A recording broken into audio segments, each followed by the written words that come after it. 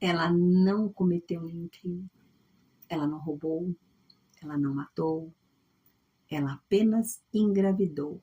Engravidou? Isso. Engravidou fora do casamento. E toda mulher que engravidava fora do casamento, ela era expulsa de casa, expulsa dos seus lares. Ela era jogada fora. E, infelizmente, isso não era um caso esporádico, isso era a regra. Toda mulher que engravidava sem estar casada, ela era abandonada, repudiada, jogada fora. Não precisava de um juiz para fazer isso, porque a própria família fazia isso. Isso, meus amigos, é o ostracismo social praticado naquela época. Um ostracismo que repudia, que humilha, que destrói, que silencia, que isola. Isso se dava também porque as mulheres tinham sobre elas uma carga muito grande. Elas tinham que manter a honra da família. E quando ela engravidava, não importava que ela pudesse ser assim estuprada, vamos supor, violentada, e o resultado disso fosse uma gravidez. Não importava, ela ia ter o mesmo tratamento. Ela ia ser repudiada ou jogada fora, ostracizada. Para onde iam essas mulheres? Bom, aqui no Brasil existiam algumas igrejas que as acolhiam. Outras também, a própria família, ela custeava assim uma forma de esconder a vergonha, mandava a mulher para outro estado, outra cidade, no qual ela ficaria ali até ganhar o bebê. Quando o bebê nascia, elas voltavam para casa, porém a criança ficava para adoção. Mas isso não se deu só no Brasil. Isso era ao redor do mundo, acontecia isso. E um país que se destacou nisso foi a Irlanda.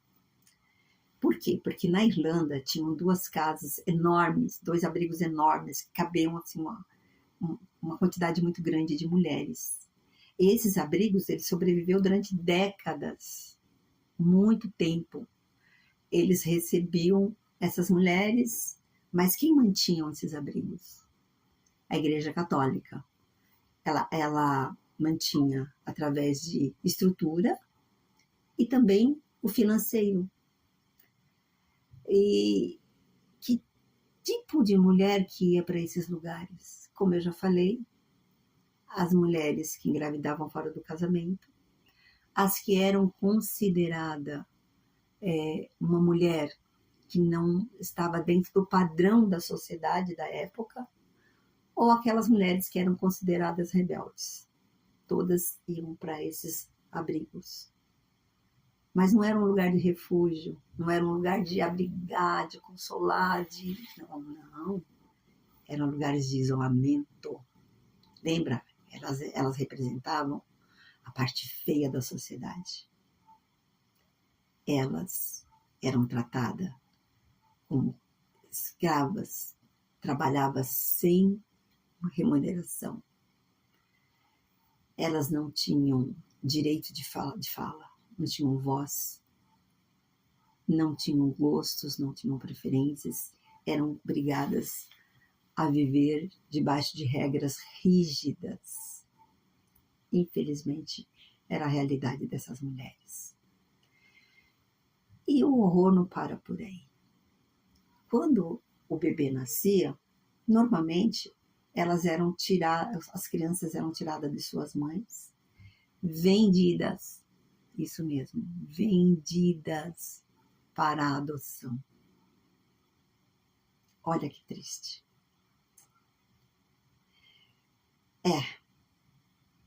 Aí eu fico pensando, como pode acontecer um negócio desse?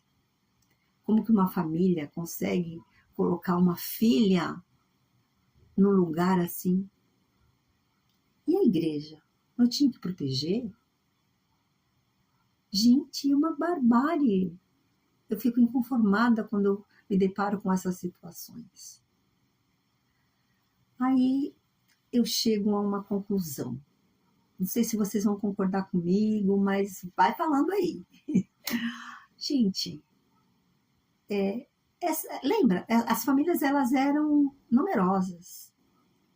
Essas mulheres, elas não tinham avô, avó, pai, mãe, tio, tia, primos e primas, não tinham ninguém que pudesse ajudá-las, não tinha um amigo, não tinha ninguém que pudesse fazer alguma coisa. Eu fico impressionada com isso. Mas aí eu cheguei a uma conclusão. O ostracismo, ele é uma ferramenta do controle, ele é uma ferramenta de você controlar, de obrigar, de oprimir.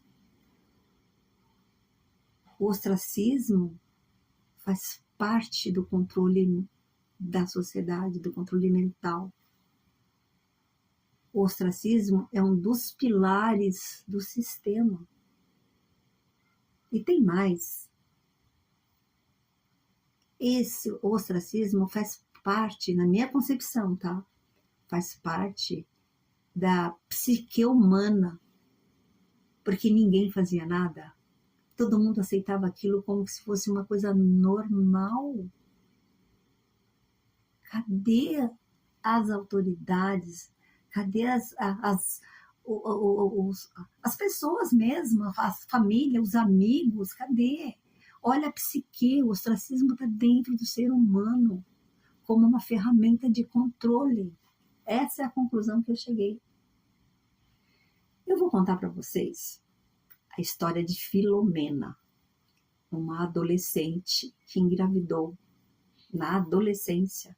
Ela, se eu não me engano, Filomena era da Inglaterra, mas eu não tenho certeza.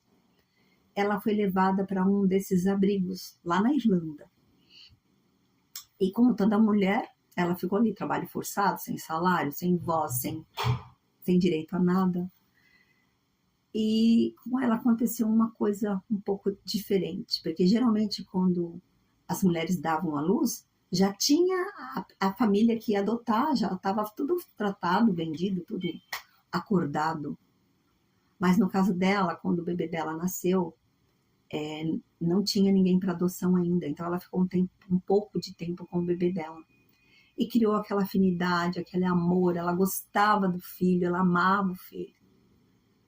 Até que uma família nos Estados Unidos adotou a criança, né? Entre aspas, comprou, adotou entre aspas, porque na verdade havia um comércio ali.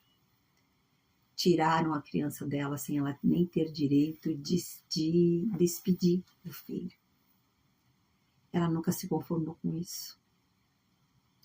Ela nunca desistiu de correr atrás do filho. Ela lidou com a saudade, com a tristeza, com a dor. Ela procurou o filho durante 50 anos. Você já imaginou você procurar um filho durante 50 anos? Até que ela achou a família que adotou o filho dela, que morava nos Estados Unidos. Só que era tarde demais. Esse filho havia morrido. Olha que tragédia, que trágico.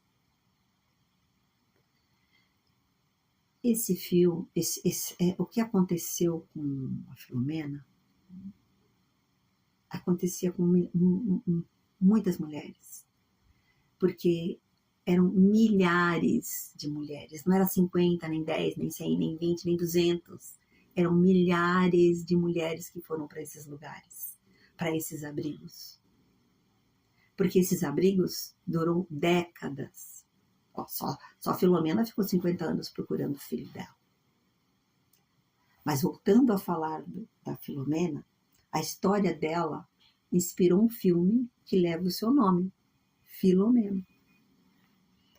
Esse filme, ele retrata o silêncio das mulheres, a dor das mulheres, a vergonha e o sofrimento das mulheres na época.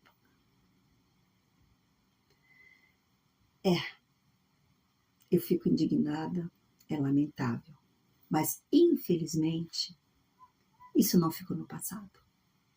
Como eu já falei no outro vídeo, as organizações de controle mental perpetuam o ostracismo, porque o ostracismo vive até hoje, principalmente entre as testemunhas de Jeová, porque é a que eu mais conheço. Pode ser que tenha outras organizações que façam o mesmo procedimento que as testemunhas de Jeová. Se tiver, fala para mim. Eu vou gostar de saber, eu queria saber como é que funciona isso em outras religiões. Vocês já sabem o meu e-mail, zeroengano@gmail.com. Me conta, por favor, me conta. Bem, voltando a falar do ostracismo entre as testemunhas de Jeová. Se uma moça hoje, uma adolescente, engravidar dentro da organização das testemunhas de Jeová, ela vai ser desassociada, se ela não for casada, lógico. Ela vai ser desassociada. O que isso significa? Ela vai ser expulsa, vai enfrentar o ostracismo. Ela vai ser rejeitada, isolada, abandonada por toda a congregação, mas também por todos os membros que compõem aquela congregação. Se ela não tiver pai e mãe dentro da congregação, sorte dela, porque ela com certeza terá o apoio dos pais. Mas, se os pais dela forem testemunha de Jeová, coitada, principalmente se o pai for ancião, se ele tiver cargo na organização, aí ela vai ser expulsa de casa. Por quê? Porque ela está manchando a honra da organização. Porque a honra da organização tem que ser limpa. É isso. E aí se isola, se repudia, se destrói, mata uma jovem emocionalmente. Essa é a realidade que eu conheço entre as testemunhas de Jeová, porque eu fiquei 30 anos. Eu sei isso com conhecimento de causa. Isso, meus amigos, realmente acontece. Eu não estou exagerando. Mas eu vou continuar falando do ostracismo. Dessa vez, eu vou falar do ostracismo em grupo. Porque quando eu estava na organização, eu sofri 2 tipos de ostracismo. Eu enfrentei o ostracismo social, religioso, e o ostracismo em grupo, que se deu quando eu fui fazer um curso de pioneira. E eu vou contar para vocês. E me aguardem.